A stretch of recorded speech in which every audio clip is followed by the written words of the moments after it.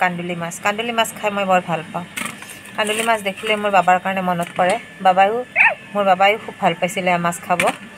কান্দুলি মাছ কান্দুলি মাছ mister আৰু মোৰ ছোৱালী নাখায়, সিহঁতৰ কাৰণে সিহঁতক ভাজি দিম। আৰু মাছ কিহেদি বনাওঁ আজি এটা ব্লগ বনাম, আপোনালোকক দেখুৱাম, চাই থাকিব গাইজ। মাছ বাছা হ'ল মোৰ, এতিয়া এইখিনি ধুই ল'ম। এইটো আছে, এইটো বাছি ল'ম। মই এনেকৈ কাণবিলাক কাটি দিওঁ।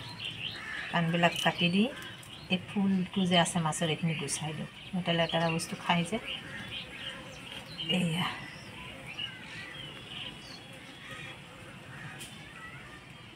এয়া গাইছ বাছা হ'ল। এতিয়া মই ধুই ল'ম। এইপিনে শাক কাটি ৰাখিছোঁ।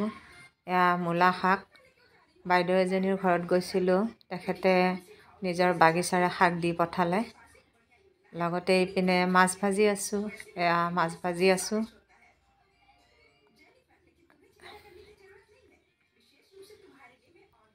এয়া অমৰা টেঙাৰ আঞ্জা বনাইছোঁ। কোনে বা কেনেকৈ বনাই নাজানো। মই নহৰু অলপ পাঁচফোৰণ দি কিনে তেল দি তাতে অমৰাকেইটা দি পানী অলপ দি দিছোঁ।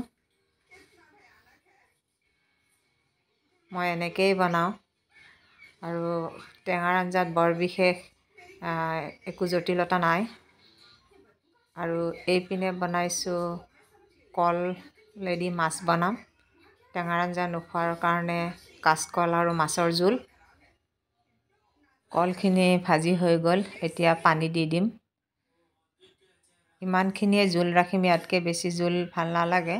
কাচকল শৰীৰৰ কাৰণে বহুত উপকাৰী, সেইকাৰণে খাব লাগে। এয়া মাছ দিলোঁ। লগতে এইপিনে মোৰ টেঙাৰ আঞ্জাও হৈ গ'ল। অমৰা আৰু মাছৰ জোল খাই কোনে কোনে ভাল পায় জনাবচোন। আৰু আশা কৰোঁ আপোনালোকৰ মৰম ভালপোৱা পাম। গতিকে ভিডিঅ'টো লাইক এণ্ড ছাবস্ক্ৰাইব কৰিবলৈ নাপাহৰিব।